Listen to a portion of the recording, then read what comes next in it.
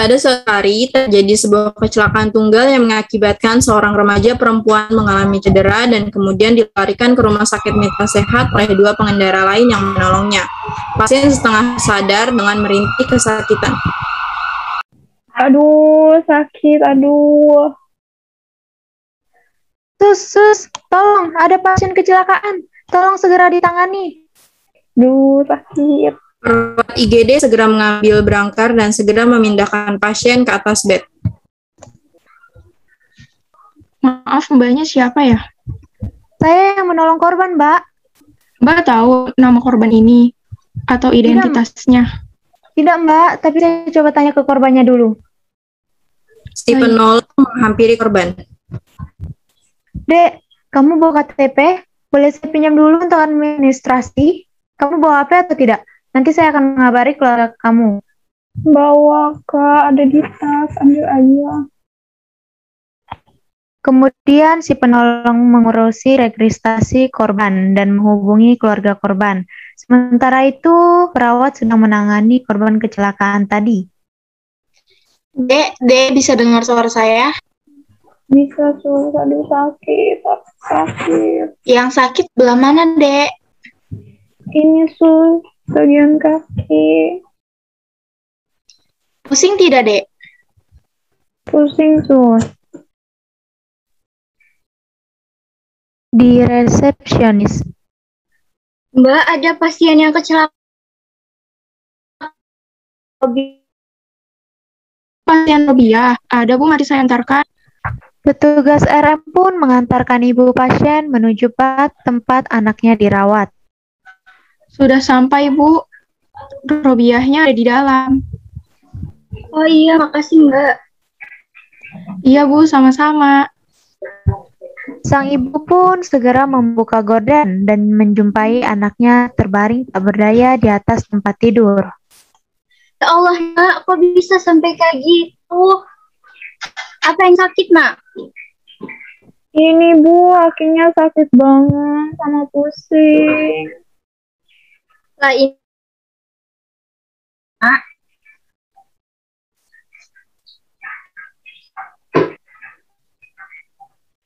Sudah, Bu. Terus apa katanya? Gak tahu. Di tengah perbincangan ini, perawat datang ke ruangan pasien. Permisi, Bu. Saya izin mau menanyai anaknya sebentar ya, Bu. Iya, Sus, silahkan. Gimana, Dek? Ada yang dikeluhkan lagi? Ada, Sus. Ini darahnya sesak banget. Kalau begitu, saya paksakan oksigen dulu ya, biar nafasnya lancar. Ya, Sus. Sang perawat pun memulai tindakan pemberian oksigen pada pasien. Loh, Nak, dadamu sesak juga.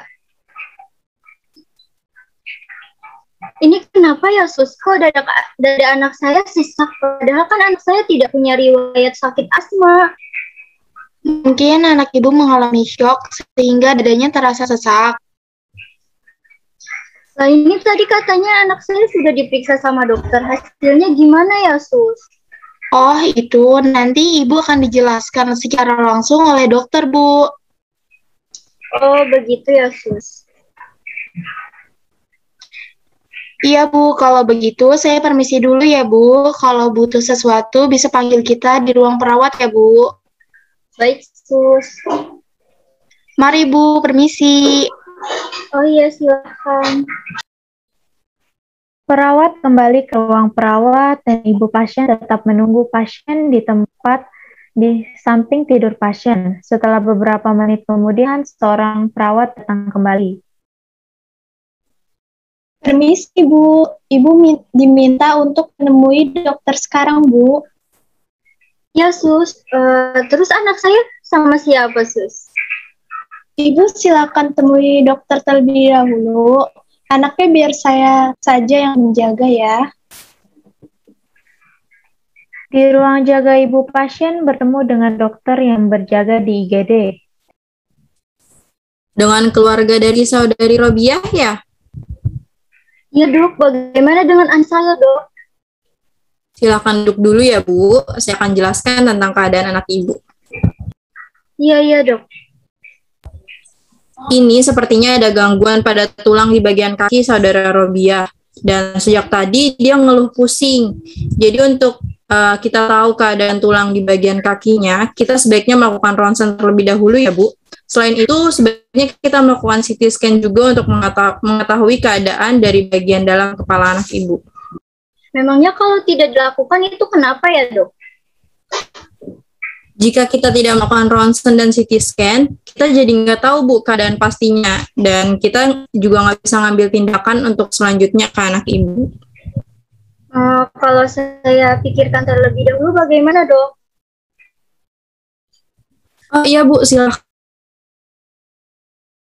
Keputusannya ya Bu. Baik dok, kalau begitu saya permisi dulu. Baik Bu, silahkan. Sang ibu pun kembali menuju ruangan pasien.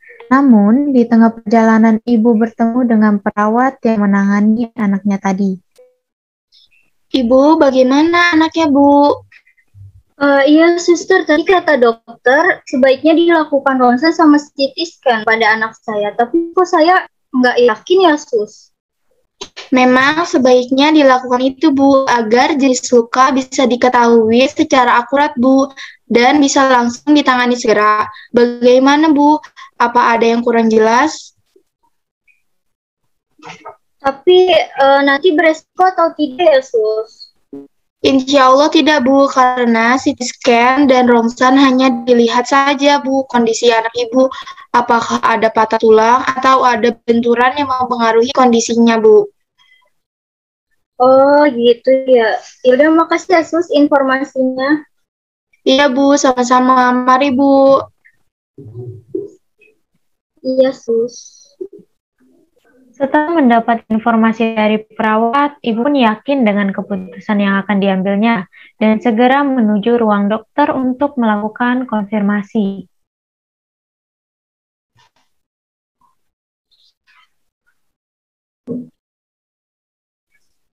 Bagaimana Ibu? Sudah ada keputusannya? Setelah saya pikir-pikir, saya setuju dok bila anak saya di ronsen dan di CT scan. Baiklah, kalau begitu Ibu bisa menandatangani surat persetujuannya dulu ya Bu? Iya dok. Ini silakan Ibu baca dulu, kemudian tanda tangan di sebelah sini ya. Kemudian sang ibu kembali ke kamar pasien. Setelah beberapa saat kemudian, datanglah seorang perawat. Permisi Bu, Dek, ini mau dilakukan ronsen. Ini ada mau saya antarkan ke ruang radiologi. Sebelumnya perhiasannya dan jamnya dilepas terlebih dahulu ya, biar dibawa ibunya dulu. Mari Dek, saya antarkan.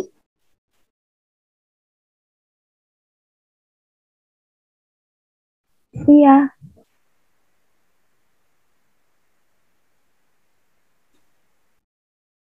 Jadi,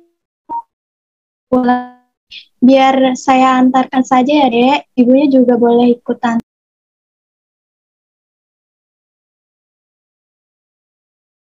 Iya, Sus. Dan pada akhirnya, pasien Robia pun dibawa ke ruang radiologi untuk dilakukan ronsen. Dari hasil ronsen diketahui bahwa pasien mengalami patah tulang dan harus di